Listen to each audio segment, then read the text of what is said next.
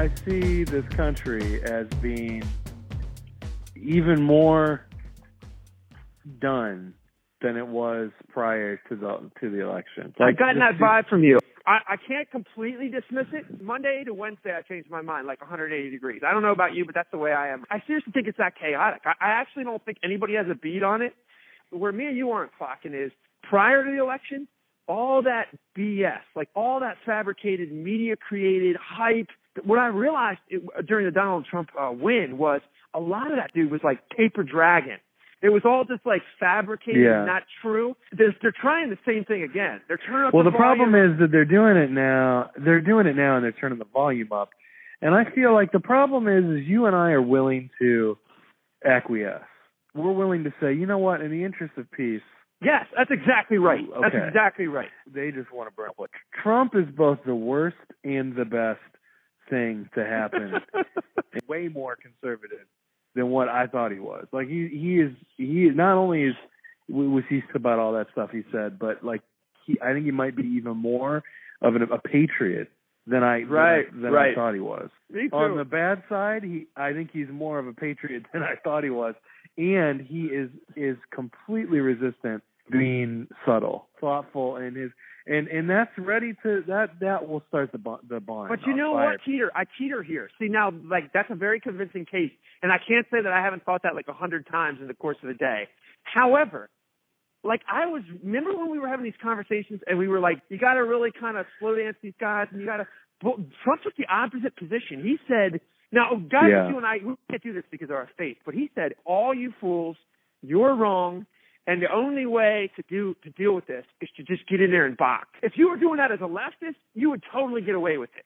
But for some reason, when you do that from the right, every enemy draws. My concern is that he's awesome at doing that. The problem with that recipe is that eventually the water cannons get traded for actual guns, and then they're like, totally he's a fascist. Possible. He's a fascist. That's totally possible. And totally then possible. it looks like he actually is a fascist, and it's sort of like a self. I agree with everything you're prophecy. saying. Guys like you and me, we don't want fire hydrants and turn it into guns. The problem with the scenario is if we capitulate, right?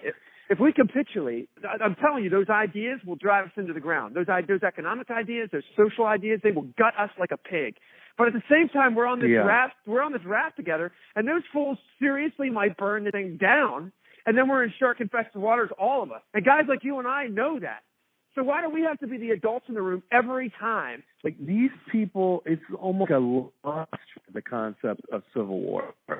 It's almost like when you start saying California is going to secede, they're like, yes, state ourselves.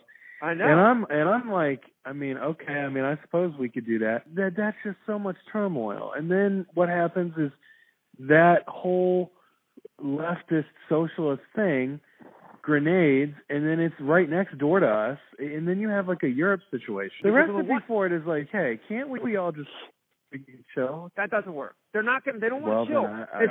In fact, just like you just said, like there's something romantic or appealing about the chaos.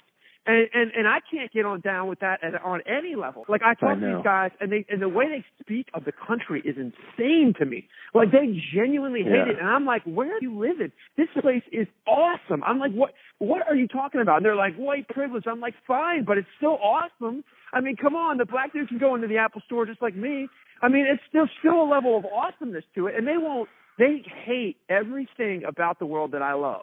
And I don't really know what to do with it. I mean, I don't know where to compromise with them. I don't know where to flamethrower them. I don't know what to do. It's like having a kid who's totally out of his mind, and you're the parent of that kid, and you love that kid, but you don't know what to do. Do I give him Ritalin? Do I spank him? Do I throw him in like a dirty basement and give him dog food? Like, what do I do with this kid? Well, look at the kids. Look at the parents that get into that situation. What works? Time works. And usually what happens is total wreckage, heroin. Kids out of wedlock, crimes, jail time. You know what I'm saying? And then, you're right. They're like, Dad, I'm so sorry. I was an asshole. Okay. With the country, I don't know what to all do. of a sudden it's like, oh man, I'm sorry. I completely the Constitution and everything. This thing with Elizabeth Warren thing. I completely don't even understand that. Literally on either side, I don't understand it. I'm with you on that. I mean, if it were me, I wouldn't have done that. Like, that just seems like a bad strategic move. The only thing I have, though, Tim, when you ask me, the only thing I have is maybe he's just thinking capitulating with these fools doesn't work. I'm not sure. I'm just throwing that out. Maybe he thinks no matter how it goes down with the PR, it's going down like that anyway. Like, maybe they're literally there. Maybe they're like, look, if we let... I mean, I think they're there. Because every press conference, it's like, you media suck. The Democrats want to be like, throw a tantrum. All right, you're out. I know. Rip her out of the optics level. Jeff Sessions doesn't seem like a racist. He doesn't seem like a racist, and she wants to paint him as a racist. He's not a racist at all. Okay. He got a commission from the NAACP in '99, also in 2006. All you had to say is like, okay, he's not a racist. But Elizabeth Warren throwing a fit and getting all, I mean, does that surprise anyone? Does her going straight up 1960s? I hate McConnell, so I'm not defending that fool at all. I think that dude's a tone-deaf idiot. But apparently, there's some sort of congressional chess that they're lining up for the Supreme Court thing. So there's a lot of like weird inside baseball going on that to be honest with you, I don't understand. Like, in other words, they pull those shenanigans with her now so that later they can do some sort of other shenanigans, which quite frankly doesn't interest me, but I'm just throwing it out there. That's not a hill worth dying on. That's why I was puzzled by it. I don't understand why they're doing that, other than to just say, maybe they're like, you're wrong, I'm right, we're doing what we want. And, at the very least, the only thing I can say about that is it's never been done before from the right, at least in this country. We've always been like, oh. No, it hasn't. So I don't know. I mean, I know it doesn't play well with the left. Trump could have been more accommodating, but I agree with him. Like, that's always the case. I always think that. I thought that since the beginning of his campaign. I don't think Trump's like that at all.